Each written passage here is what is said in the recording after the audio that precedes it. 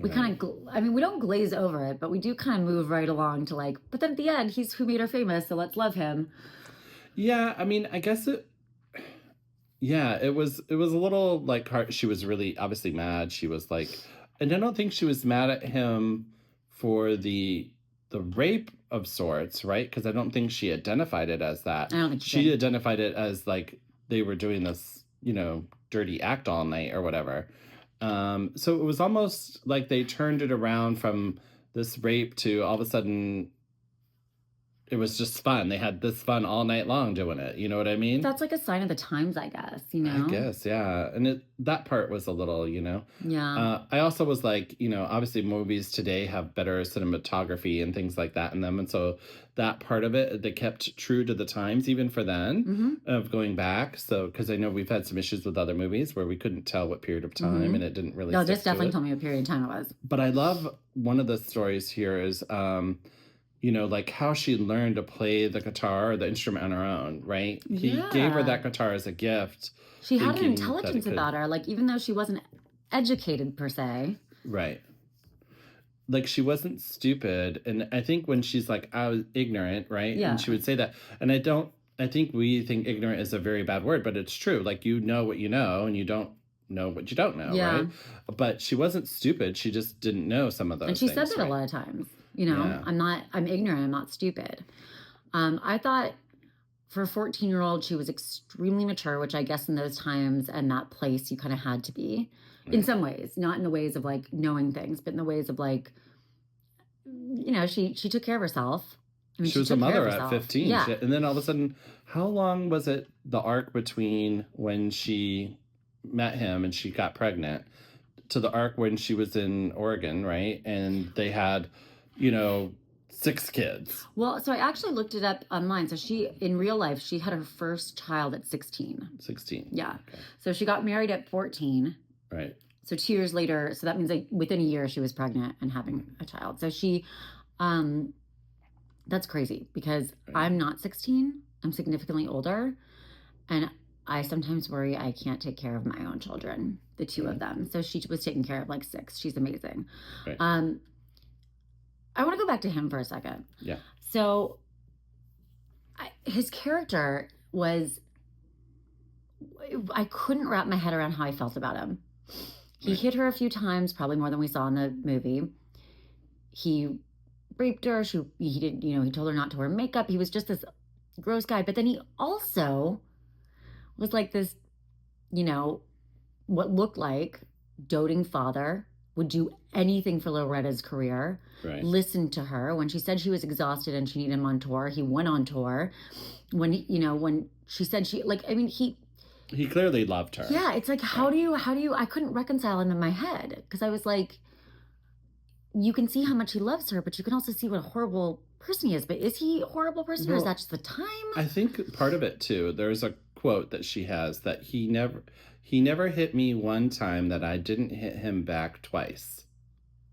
Was that that wasn't in the movie. That was just like in general in life? That was a quote? Well, I remember it from her museum, but I feel like she did say something in the movie somewhere along the lines to that too, right? Where, or somewhere. I do know that I saw it at her museum when I went there. But yeah, and I was like... Like they were both just kind of abusive and mean? Well, I just feel like, yeah, I mean... Or she learned it from him, one of the two. Either way, like, you know what I mean? They were both apparently hitting each other in some fashion. And clearly he was somewhat of a philanderer, right? Fooling around with all the other women at times and things. So I just feel like a lot of her music, if you listen to it, some of the things throughout her career were like, she wrote that song, You Ain't Woman Enough to Take My Man, right? There was another part of another song she wrote a couple years ago with Jack White from I think it's the White Stripes. Yeah. And so they did this album that did really well, Van Leer Rose. I thought it was great. I loved it. But there's a song in there where she's like, I'd take you out by the hair of your head and fling you round and round, where she beats up this woman. And I'm like, she's a little violent. You know what though? And now that you're actually saying that, it brings me back to something else. There's like an underlying women against women theme in this, because like she's mad at the women when he messes around. She's singing bad about the women, don't take my man. Like she's not recognizing that it's him. And then Right. so we've got that going. But then look at the theme of how much Patsy Cline is like a Right. woman helping a woman. And like that's what that should be. That's what life should Right. be. That was there's something Poor really lovely Patsy is about such a troubled soul. I feel so like yeah. Patsy Cline had an amazing voice. Patsy Cline in her own right was quite the entertainer, but a very solid and firm woman in her Very presence and Beverly D'Angelo and was perfect for that. Beverly D'Angelo was amazing. Yeah. You know what also I think is really good, and you've seen it like with this last Elvis one, right? That came out. Hmm. He didn't sing all of that himself. Like he did some of the whatever, but he would all of the singing, all the music that you have in this movie, they literally did. Which was on my notes too, Yeah. because I was like, my God, I never knew Sissy Spacek could sing like that. Like Right. that's And it's Beverly beautiful. D'Angelo Yeah, too. it's She did beautiful. a They great both did an job. amazing job. Yeah. And that was like a real, to me, that friendship and that woman Right. helping woman part of it was just beautiful. Like I thought that love was almost on the same level as how I felt about her love with her husband Doolittle. Like Right. her bond with Patsy. It was like that. I mean, you want to see more of that in life. All women want to see more of that in life. It's like instead of being threatened, let's bring each other up. And so I thought that was Right. really cool. Um, Oscar. Speaking of getting an Oscar, I do think Right. he really deserved one, to be honest. I thought he Yeah. was pretty I think so. great He in was pretty this. good. Yeah, he was really good. I think when you look at the tales of these different stories and you can see, I don't think she made her life out to be, you know what I mean? Like she could have made it much more glamorous, or she could have hid some of these things that maybe other people would have been embarrassed about or whatnot. And I think one of the things that I caught of it out of this is it really was her. That's Loretta. That's who you get. She is a normal person. She wrote a cookbook a couple years back, and it Looking at me a had couple years. She died a couple years back.